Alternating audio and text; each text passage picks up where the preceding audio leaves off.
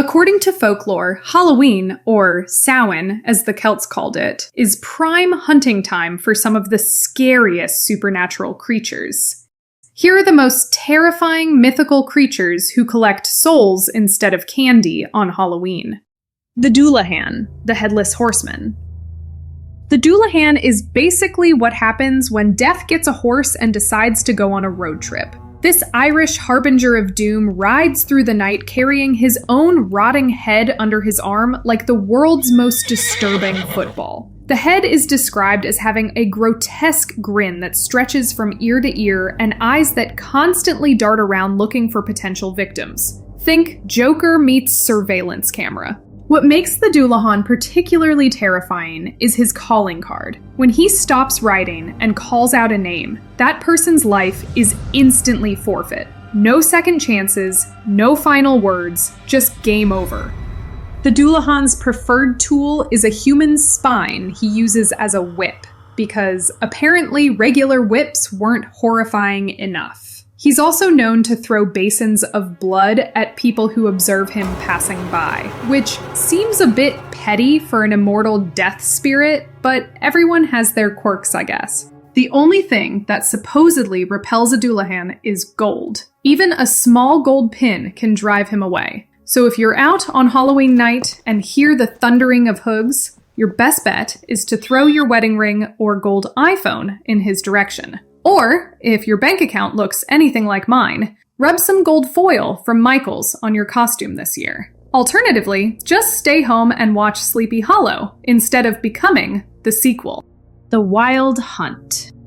If seeing one spectral rider wasn't bad enough, how about an entire supernatural hunting party? The Wild Hunt is a procession of ghostly hunters charging across the night sky, appearing in various forms throughout European folklore, led by figures like Odin, King Arthur, or Herne the Hunter, depending on the region. The Wild Hunt typically appears during winter, with Halloween marking its first appearance. If you hear phantom hounds baying, horses galloping through the air, and hunting horns in the distance, congratulations. You're about to have the worst night of your life. Being spotted by the Wild Hunt is extremely bad news. Best case scenario, they kidnap you and force you to join their eternal hunt. Worst case, they tear you to pieces and add your soul to their ranks anyway. Some versions say merely seeing the hunt guarantees your death within the year. That accidental eye contact with someone on the subway doesn't seem so bad after all. The really twisted part? In some traditions, the Wild Hunt doesn't just target random unfortunates. It specifically hunts down evildoers and the souls of the unbaptized. So, if you've been cutting in line or forgetting to return shopping carts, Halloween might not be your night. Black dogs, Barghest or black shuck. Across the British Isles, tales persist of enormous black dogs with glowing red eyes that roam at night, particularly on Halloween. These spectral canines go by many names: Black Shuck in East Anglia, Barghest in Yorkshire, Gwishgi in Wales. But they all share one thing in common. They're absolutely not good boys. These supernatural hounds are typically described as being the size of calves or even ponies, with shaggy black fur that seems to absorb light. Their most distinctive feature is their eyes, blazing red or sometimes green orbs that glow like burning coals. Some are said to have a single eye in the center of their head, because apparently being a giant ghost dog wasn't freaky enough.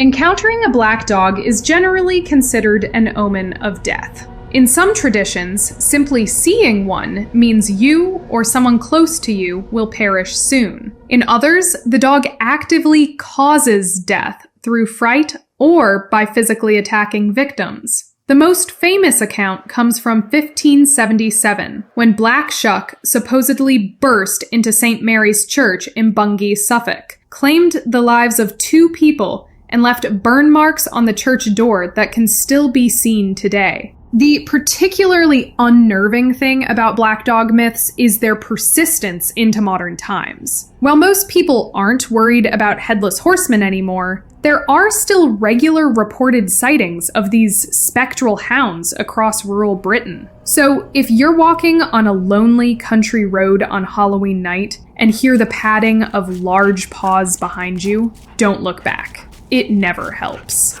The Kelpie.